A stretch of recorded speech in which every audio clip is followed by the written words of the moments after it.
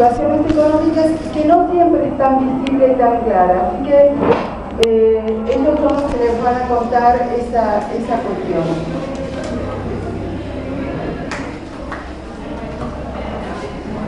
Bueno, buenos días. Buenos días. Es un gran gusto estar con ustedes. Deseo agradecer, por supuesto, al Instituto Superior de Formación Docente la posibilidad de estar con ustedes.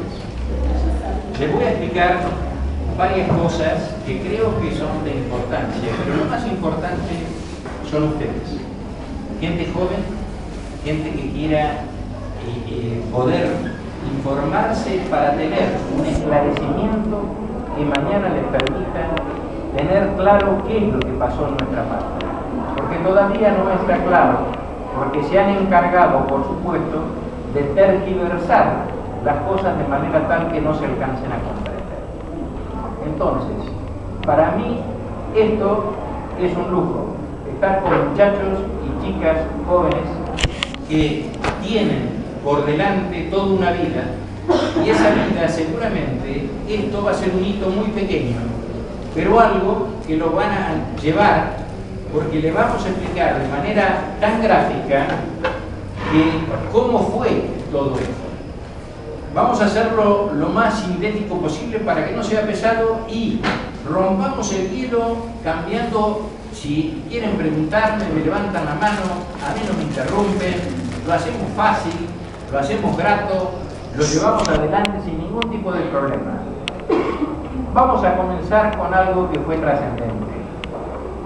El Plan Cóndor, que fue el famoso plan que ponen en marcha para poder fagocitarse a América Latina, comienza en el año 50. Fíjense qué interesante cómo lo armaron, cómo es la estrategia mundialista para apoderarse.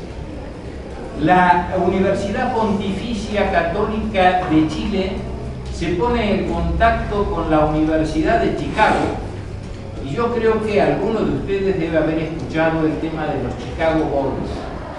Los Chicago Boys eran muchachos destacadísimos que se los enviaba a prepararse a Chicago.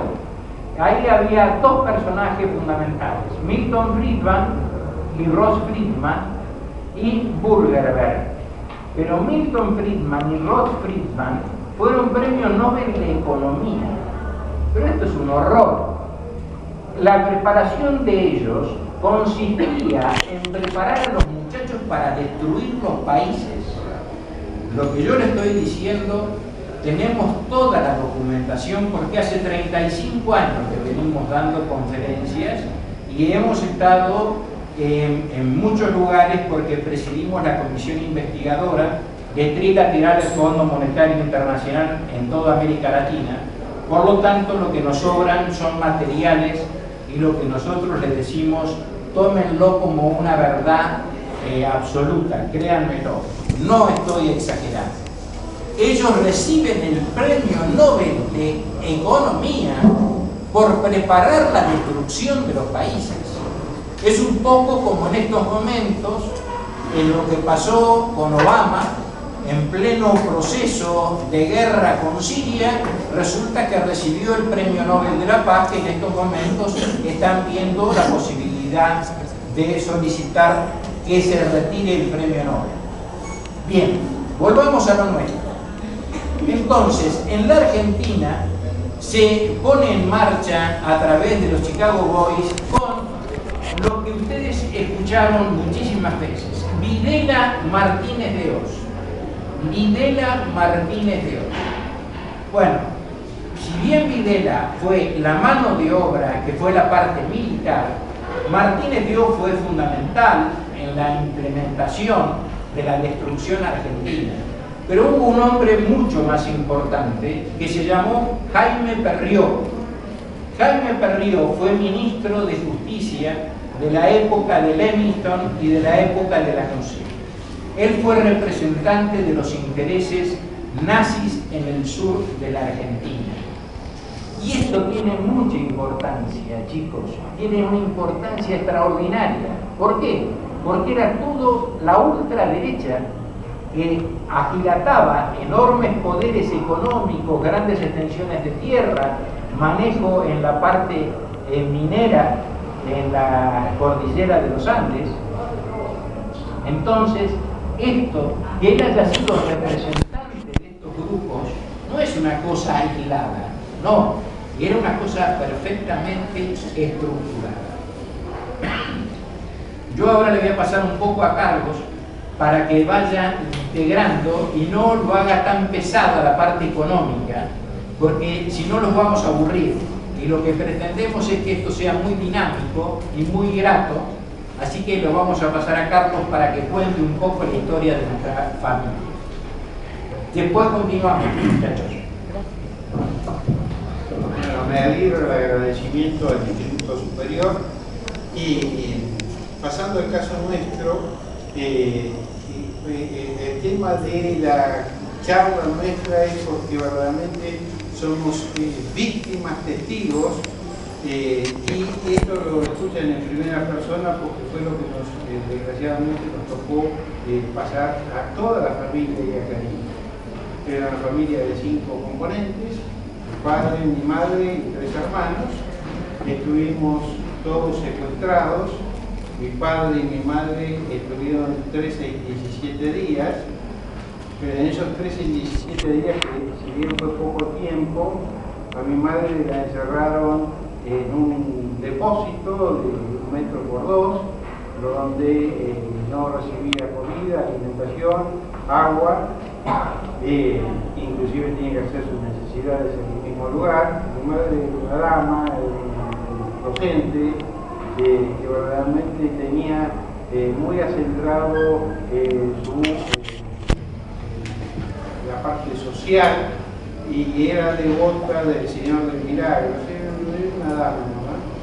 Y le tocó pasar esos 13 días de tal forma que cuando la vinieron a interrogar, dijeron: llévensela a esta mujer porque está destrozada. Mi mamá prácticamente después de eso perdió la razón durante 6 meses.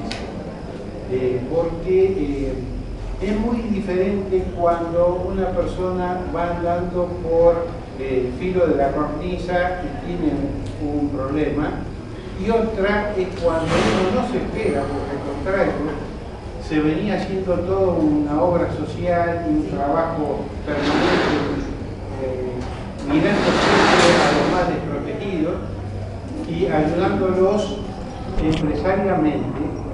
O sea, siempre la empresa tiene un fin de utilidades, pero de utilidades muy medidas, como para que verdaderamente esa obra social, que nació con un proyecto de Alejandro cuando tenía 17 años,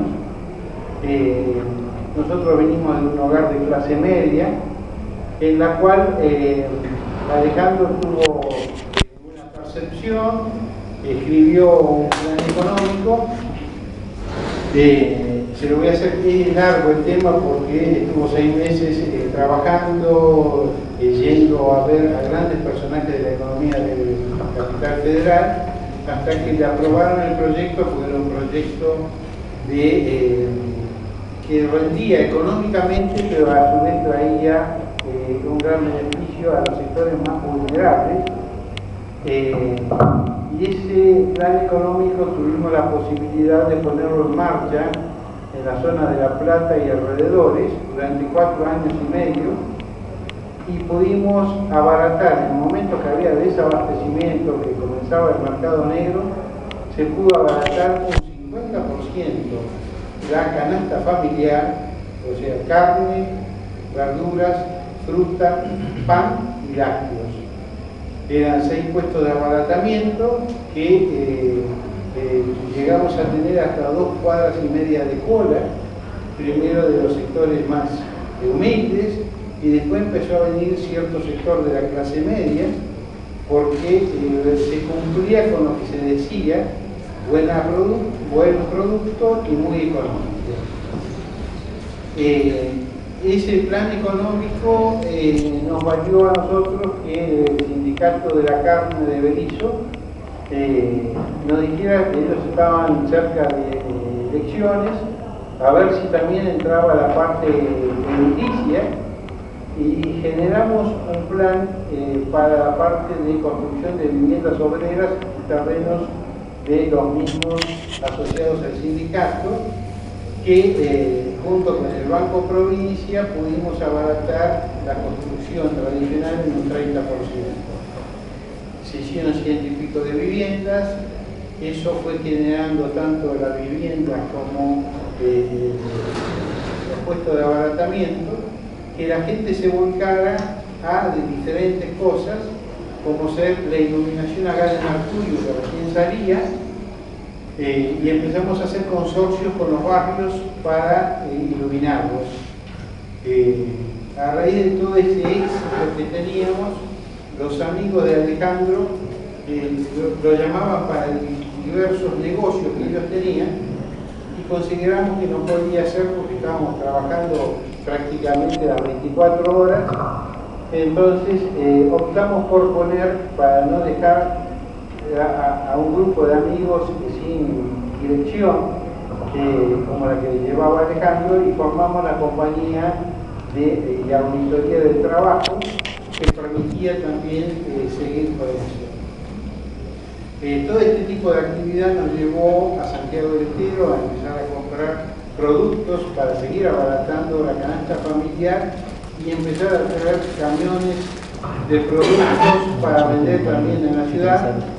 Compramos una planta láctea y la actividad nos llevó a que tuviéramos que movernos más ligeramente, y a raíz de eso compramos un avión y 2 establecimientos agropecuarios, todos a los efectos de poder seguir en este tren de obra social que se estaba llevando a cabo y que la gente lo veía con muy buenos ojos.